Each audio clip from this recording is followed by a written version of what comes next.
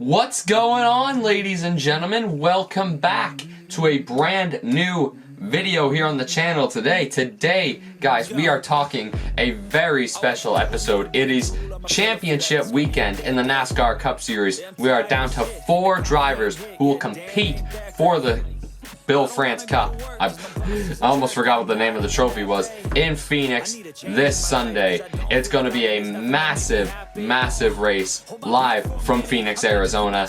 And let's talk all 4 of these drivers. My pick to win this year's championship. And you guys can leave your pick in the comments down below.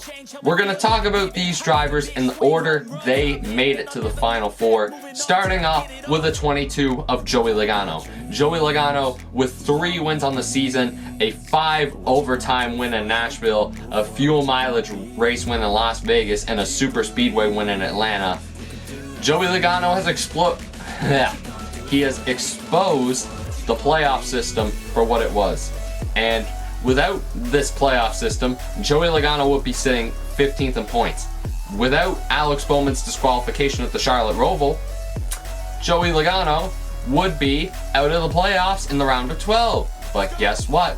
We're here. Joey Logano is in the Final Four. Some way, somehow, there are so many deserving drivers above Joey Logano this season. Nothing against Joey Logano. I think Joey Logano's a great driver. He's just not been up to par this year, in my opinion. But with, like I said, the obvious is 3 wins, 6 top 5s, 12 top 10s, an average finish of 17.5, and an average start of 12.3. Those stats don't jump off the board at me as championship pick. They just don't. But Logano and Team Penske have been very good on short tracks. It could very well happen again, but Phoenix is waiting for the 22 team of Joey Logano and Paul Wolfe.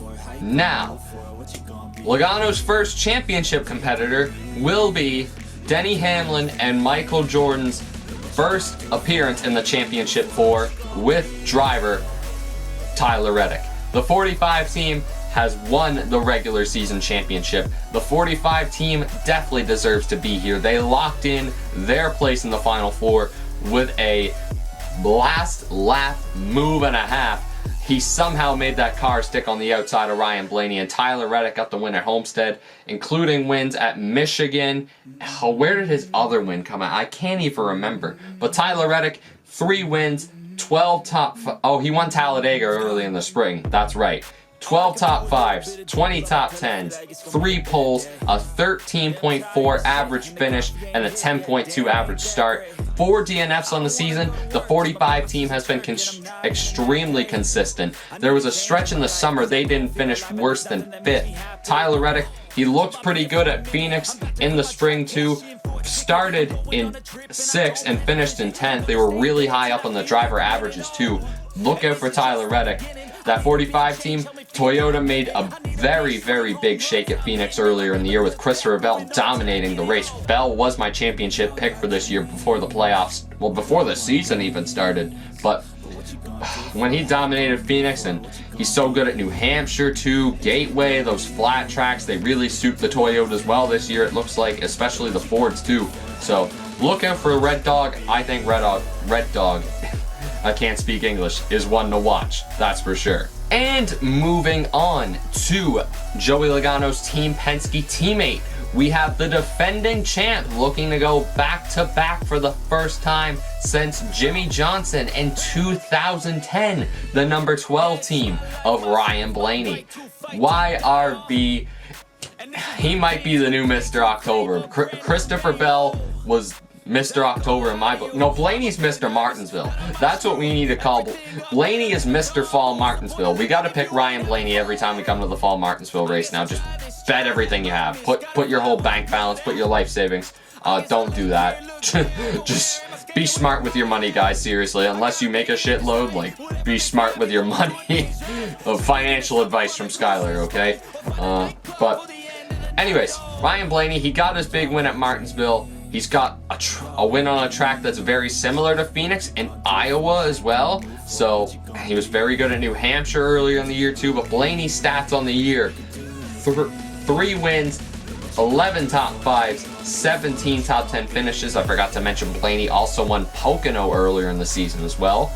He's got a pole position, a 15.6 average finish, a 13.1 start, and 6 DNFs. Blaney, for me, earlier in the year, he was kind of having a season like Chase Elliott, always up there, but just never had the final result to win the race. He never fully looked like he had that winning speed, and then Iowa happened, Pocono happened.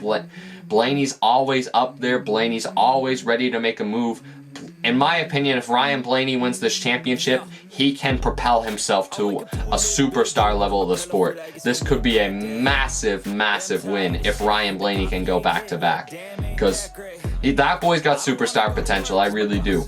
And I really do think that, at least. And if Ryan Blaney can win the championship this year, that'd be absolutely massive for the sport. Team Penske and NASCAR could have its next big cash cow in the 12 team. And finally, the controversial point prediction, pick, and NASCAR kind of pushed them here. The controversial pick to be in this championship for is the 24 team of William Byron. I specifically waited till Wednesday to start recording this video because I wanted to make sure I did it after the penalty appeal, because I honestly figured the 24 would be taken out. I mean, I understand it's none of his own doing, but when two Chevrolets form a blockade just so no one will pass you, and those guys are screaming on the radio, "Do you know the deal?" Michael Waltrip Racing got Martin Truex Jr. kicked out of the playoffs in, the chase in 2013 for Spingate. Just saying. But anyways, enough of the controversy. William Byron had a phenomenal early half of the season, and William Byron looked easily like the championship favorite after winning the Daytona 500, the Circuit of the Americas. What was the other track he won? Oh yeah, he won the Spring Martinsville race. Byron looked amazing. With 3 wins, wow, every guy in the championship race has 3 wins. I'm actually just realizing that. That's kind of crazy. 12 top 5s, 20 top 10s, a pole, a 13.23 average finish, a 9.6 average start, 4 DNFs. William Byron he's had a hot and cold season. Ever since that Martinsville win, everything's kind of died down for him. I remember being at the New Hampshire race in June, and William Byron, I think he started 4th or something like that. And then you're watching the race and you look back in the pack and it's like, oh, William Byron's in 25th. He's still 25th. And he's still 25th. And up until the round of 12, it was that way. I had William Byron going out in the second round because there just wasn't enough speed being shown by that 24 team consistently. But when the playoffs arrived, the 24 team showed up. I think they finished no worse than 4th in the first round of the playoffs. That is an amazing achievement, especially for a Hendrick Motorsports car. That's a great accomplishment. And they were consistent in this round of 8. I don't think they finished worse than what? I think his worst finish was Homestead, and he finished, 6th? Yeah, no, that's amazing. William Byron has had a phenomenal last half of the season, last quarter of the season, I should say. But on to my prediction. This could be a spicy one, I'm not gonna lie. This is a tough one to pick. If you look at the similar 1 mile flat track types, I feel like every driver's had good races and bad races. Obviously, New Hampshire for William Byron stands out to me because I've seen it in person. Blaney in the early half of the year was not good at the short tracks, other than, honestly, Blaney's probably the most consistent one of these flat tracks. But Tyler Reddick, he has a very good average finish at these flat tracks as well, especially back in his RCR days. He does very well at Phoenix. That was a good track for him, especially showing how good Toyota were back in the spring in this race. That there's some green flags waving for the TRD team. And Joey Logano, he's done this twice before. He's won a championship at Phoenix before. Same with Ryan Blaney. He won the Phoenix championship last year. It's a tough pick this year. It's a very tough pick. I like all these competitors' chances, but my gut tells me that this championship will be going to Ryan Blaney.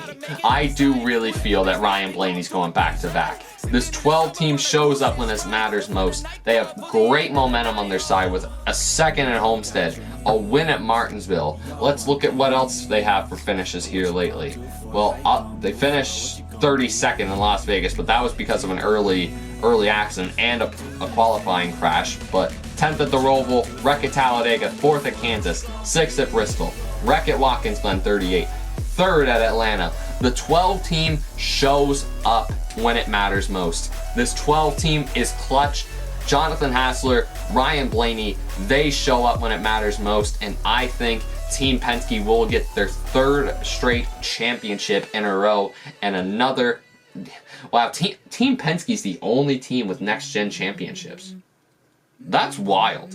How, bro? In a car that's supposed to, how do I say it? In a car that's supposed to create more parity, it's been nothing but Team Penske. How's that happen then? I don't know, but guys, if you enjoyed today's video, make sure you smash that like button. Leave your comment down below. Tell me, who do you think will win the 2024 NASCAR Cup Series Championship? Leave a like, comment, share, and subscribe. And if you like what you see, don't forget to join the Patreon. The link is in the description. You get early access to all this kind of content and so much more. Guys, I will see you in the next NASCAR video I do. There will be an iRacing video tomorrow, the Jeff Gordon season finale on Sunday. That is a banger. You're definitely going to want to watch that, just an FYI. And yeah, I got some more fun NASCAR stuff planned in the next couple months, and I will see you guys for all those videos. Enjoy the race, y'all, and enjoy the final race of the season. Take care, and peace!